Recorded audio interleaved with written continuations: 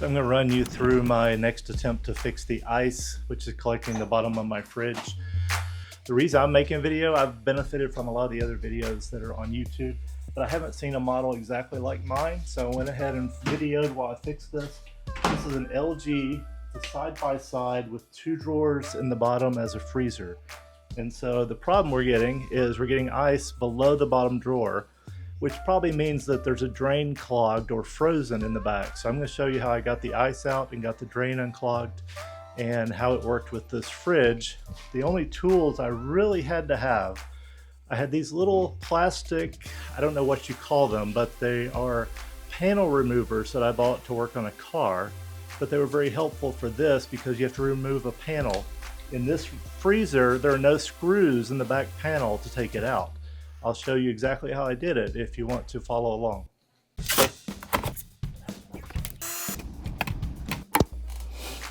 Okay, so this is an LG refrigerator. It's a side-by-side with a bottom freezer, or I guess it's a French door with a bottom freezer. And we've had a recurring issue, and I've seen a lot of other videos on YouTube about getting ice in the bottom. And the problem is that there's a drain that's clogged in here. So I've actually been getting the ice out quite a few times, but I haven't been able to find the drain. So I'm going to take off more panels this time in order to get to the actual drain and get it cleared. So the problem is not just the ice that you see here, but it's that this leads to leaking out onto the floor, and it's leaking on a daily basis. So this has happened for a few weeks now, and I've had to remove the ice to stop the leak.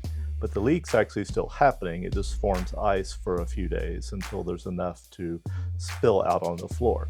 So here, it came out pretty easily. I've had the refrigerator off for a couple of hours, emptied it out to get started on this and let it start defrosting some.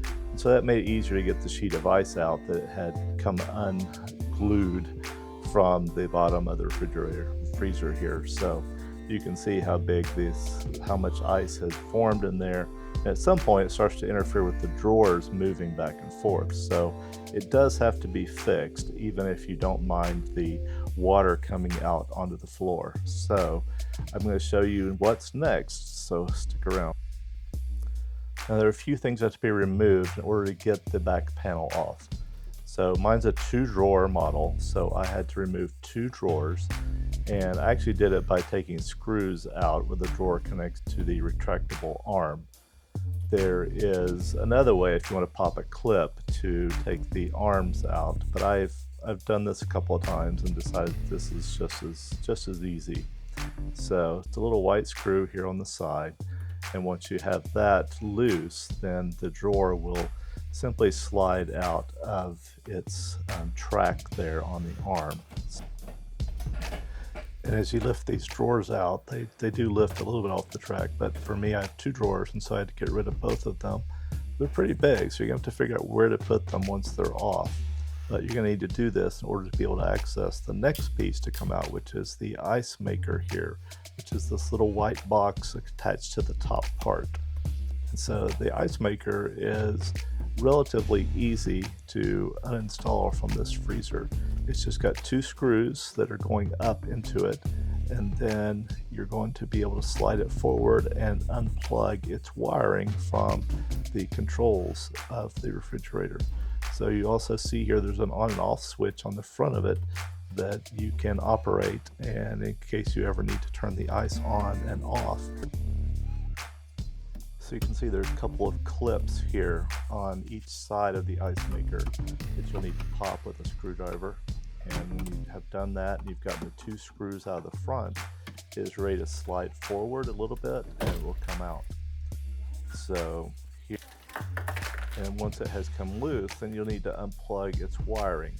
So these are just little clip unplugs. I had a little trouble with this one for some reason. I couldn't quite get the angle on where to push on it, so I messed with it a few minutes actually before I got it loose. But I'll show you how the clip looks here, so you'll have a good idea of where to press, and it won't take you as long as it took me. So for my model, this arm has to be removed from the side to get the panel out. So the it's the only arm that you have to remove. There are 4 of these, and your model might be a little bit different, but mine, this is the only one that obstructed, so it has to be removed in order for the panel to have room to slide off the back. So it just had a few screws. One was obvious, and then the next one you had to pull the sliding arm out, and you had to pop a clip there, which you saw me push the little clip to allow the arm to be free. Gotta take a snack break. So I'm assuming this would take half the day to get it done.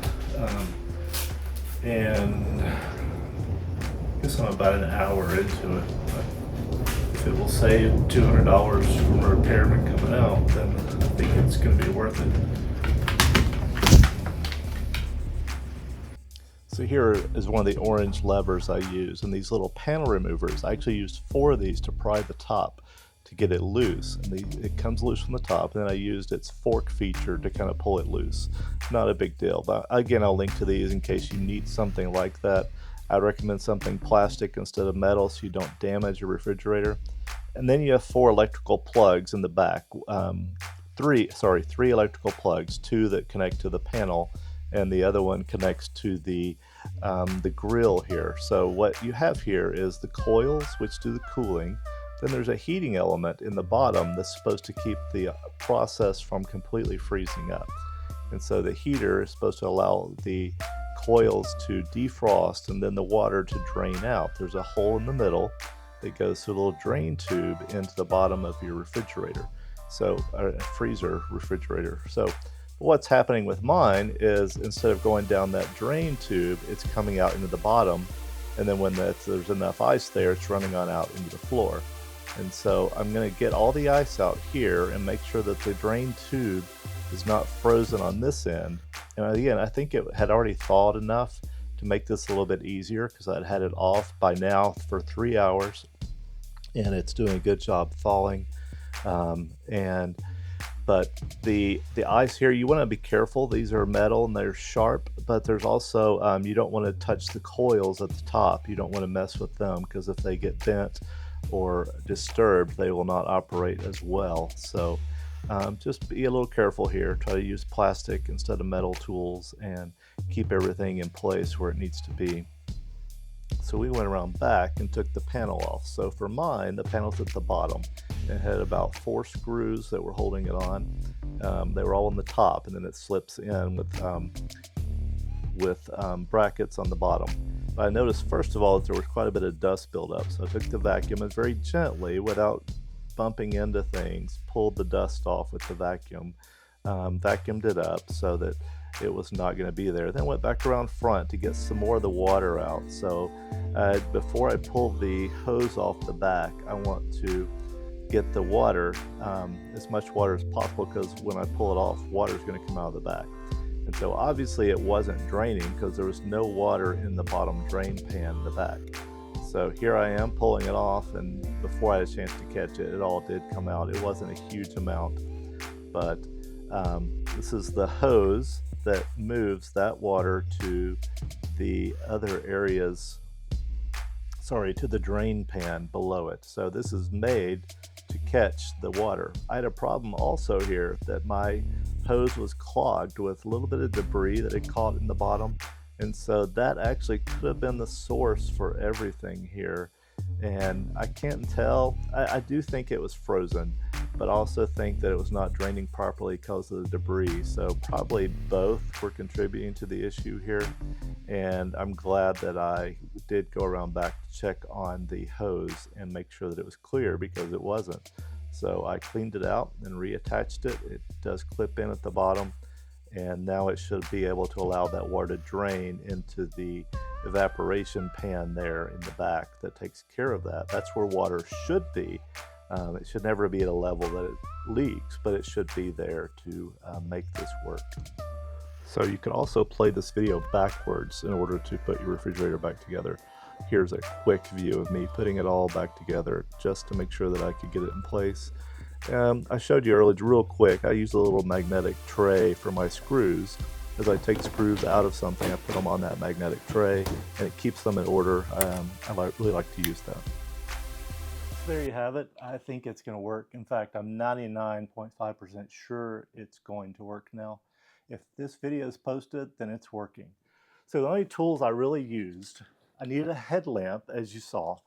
These tools were very helpful, and I'll link to these in the description below. I'll also link to that headlamp.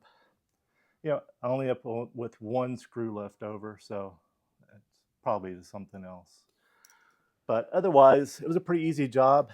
As I mentioned, I've never done that before, so that was my first attempt, and I think it went pretty well. So an amazing amount of ice that accumulates there, but I think that one, I'd like to see a design that didn't do that. So come on, refrigerator people, can't we? But two, if I can save $200 to spend 2 hours fixing something, I'll take that one. So I hope this was helpful. Appreciate you watching. Thanks.